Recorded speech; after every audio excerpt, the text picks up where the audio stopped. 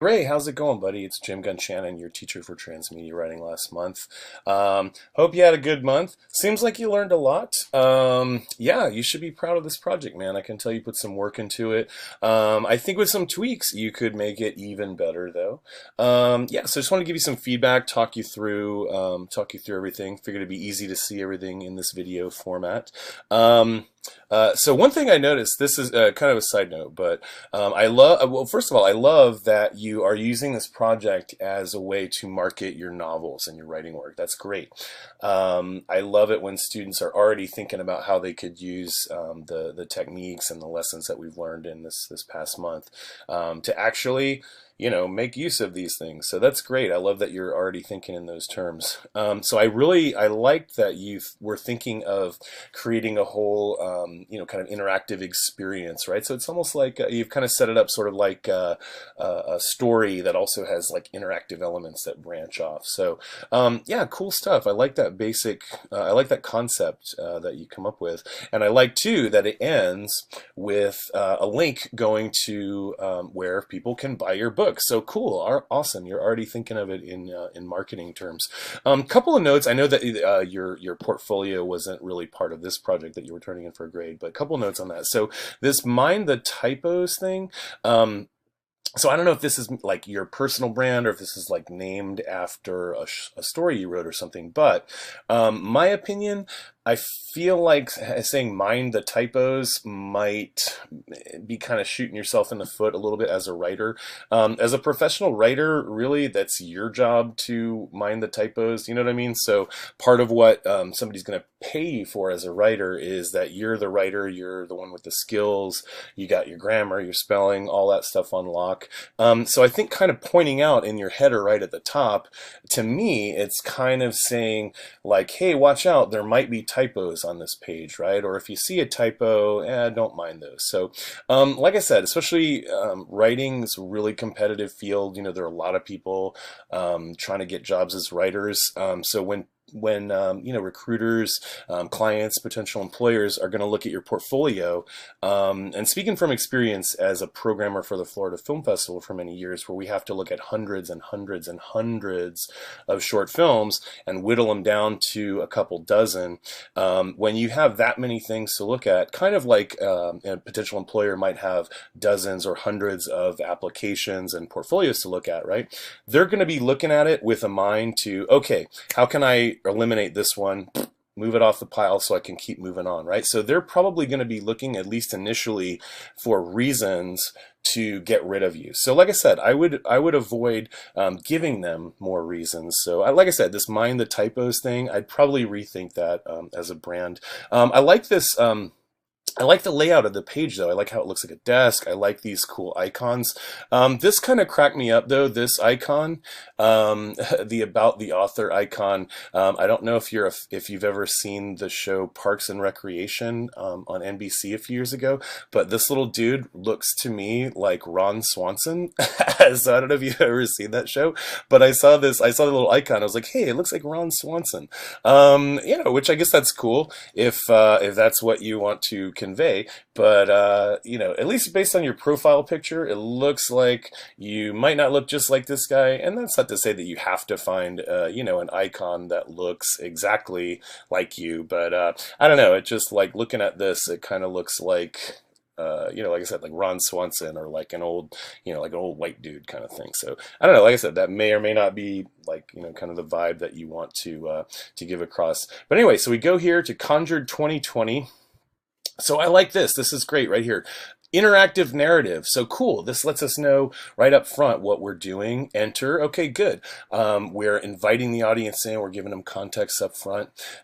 So I basically like where your head is at with these choices. I like the idea of having these links, almost like little Easter eggs or little like bonus goodies. It felt a little weird though when I was clicking on them, and all these images are uploaded to Dropbox, right? So that seemed a little strange to me. I have had students use Dropbox occasionally, where it might be a situation where, like, there's a character who has, oh, I've got secret files that I need to transfer to someone, and here I've uploaded them to my Dropbox, or that kind of thing. I've seen that used kind of before, but in this context, it seemed a little strange. I thought at first, well, maybe that's what it's meant to be, but then as I clicked through more, it just seemed it starts to feel a little strange as a reader, like, I'm thinking, like, well, why are these all on Dropbox? Why aren't they just housed on the actual Wix site? So, like I said, I don't know if that was a deliberate choice, like you wanted them to be on Dropbox for a particular reason. But I would, I'd probably just put them on your actual website. I think you're going to probably have better results. The other thing is that if you were going to do something like this where the audience can clearly see the file name, so the fact that this says Unsplash, pretty well known. Image library source. So I don't know, that to me kind of shows that, like, kind of screams, hey, this is a stock photo, right? So that's going to undermine the feelings of kind of reality or immersion a little bit.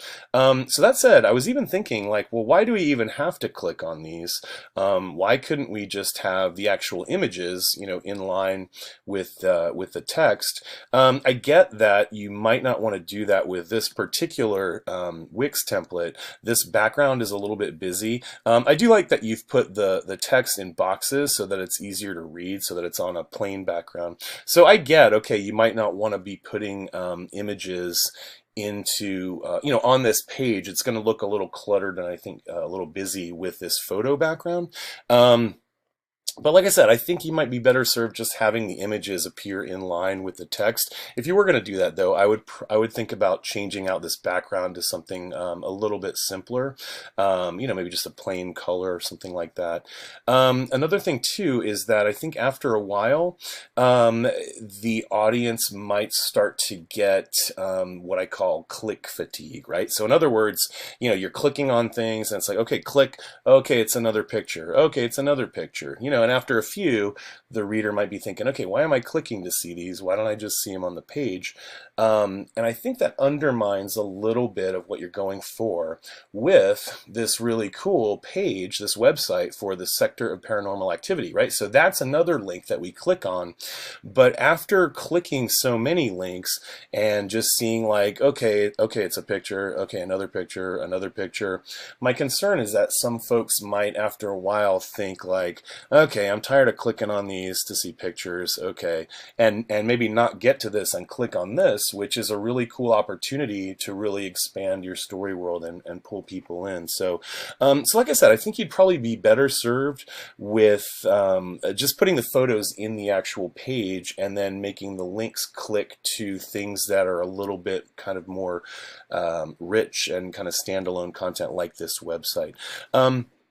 Speaking of, so this website, it looks cool so far. I mean, I like the idea basically that you have, but there's really not a whole lot of content on it. So there's just this mission statement. By the way, I would align this text to the left instead of centered. It's going to make it a lot easier for the audience to read that way. Generally, if you have text that's more than a couple of lines, like maybe 2-3 lines, it's a good idea to align it to the left side.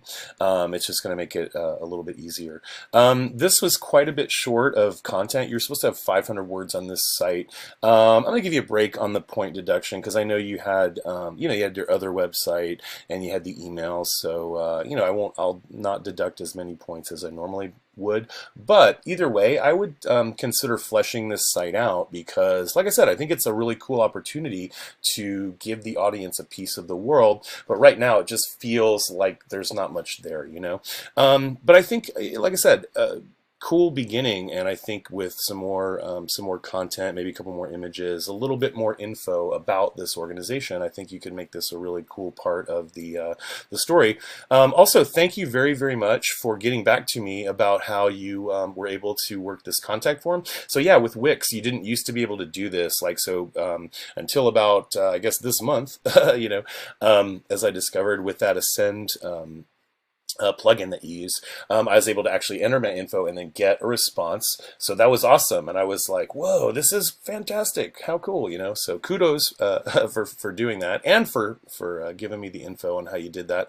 And I think I mentioned this to you before. So this is, so I think I tried to, again, I think that the way, what is it? Was this a Gmail? Yeah. So Gmail, I think, doesn't typically send a second auto response if someone has already sent, if it's somebody's already emailed and gotten a response. So it won't send it again, I think, for another 4 days. So I didn't get a, I tried to check it again just to see. I don't know if you fix this or not, but this is what it looks like when I get the email. Just the text is really big and kind of jumbles together. I was able to copy and paste it into a text doc so I could read it, but that's an extra step that, you know, not everybody is necessarily going to want to take. So you know, I would just look in and see about making that text a little bit smaller if you can, but that should be fairly easy, I would imagine. But overall, yeah, good stuff, man. Yeah, I can tell you really put some work into this. Like I said, I think fleshing it out a little bit more. I'd probably put the photos inline and not housed on Dropbox. I would definitely flesh out, you know, this website with a little more, you know, think about, okay, what other info could we tell the audience, or could this, you know, organization tell the audience about this world or this organization that we want them to know?